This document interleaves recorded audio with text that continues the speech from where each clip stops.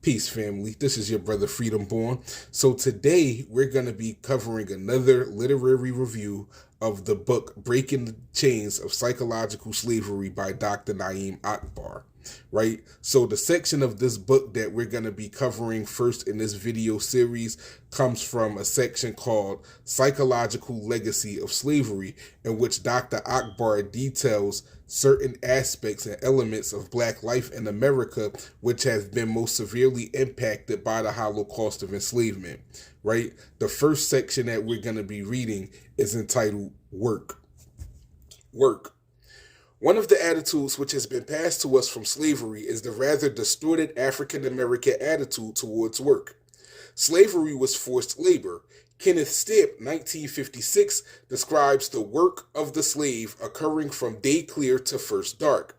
The day's toil would begin just before sunrise and would end at dusk, Stipp observed. Except for certain essential chores, Sunday work was uncommon but not unheard of if the crops required it. On Saturdays, slaves were often permitted to quit the fields at noon. They were also given holidays, most commonly at Christmas and after crops were laid by. Basically, however, work was a daily chore, beginning in early childhood and continuing until death or total disability.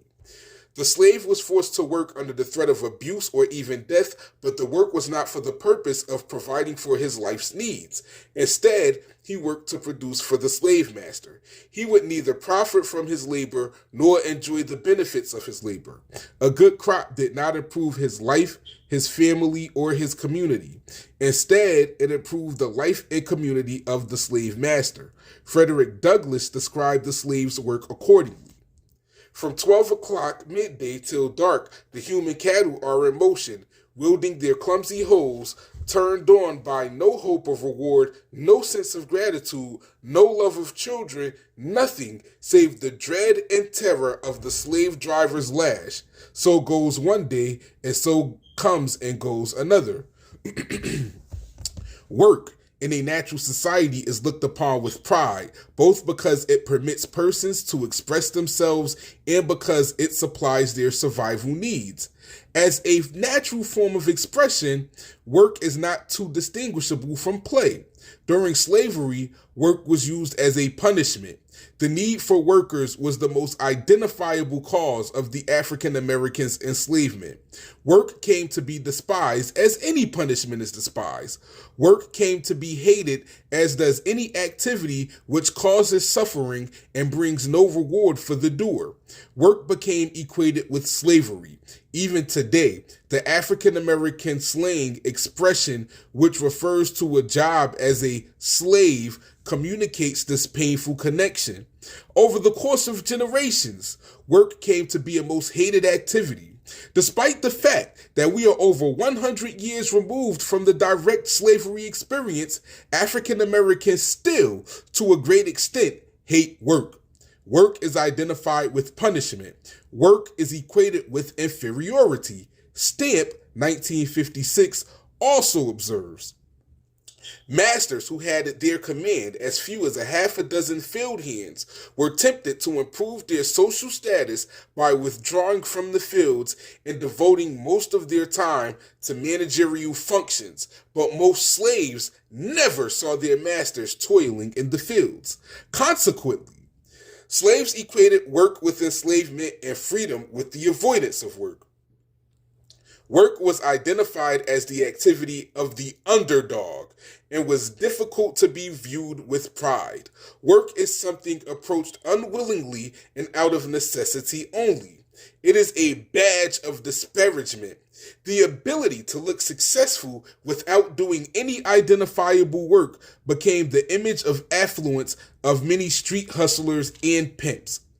Many African Americans have developed a variety of habits to avoid work, such as reliance upon gambling and other get-rich-quick schemes.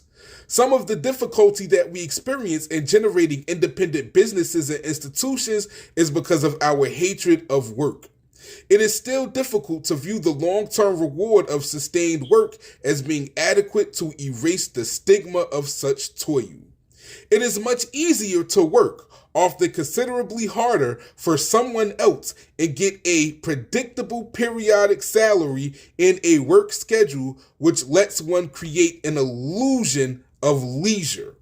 Every Friday evening until Sunday becomes Emancipation Day all over again. There are some African Americans who become overly dependent on welfare as a way of life because of this work phobia.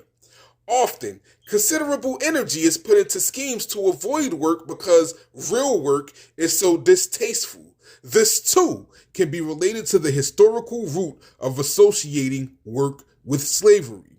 Certainly, the historical origin of the hatred of work does not completely explain the African Americans' orientation to work.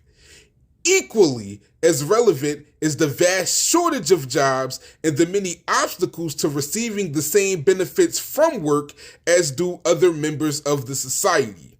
Work is still geared towards community building for others and not for African Americans. In addition, the society itself has developed such a leisure orientation that work has come to be something to be despised by all members of society.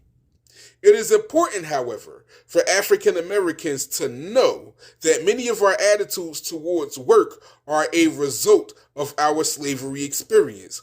These negative experiences associated with work continue to function as unconscious influences that make us respond in ways which may be contrary to our conscious intentions.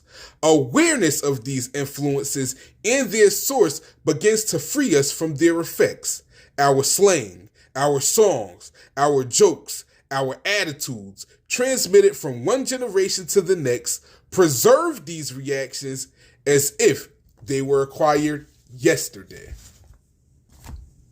Peace.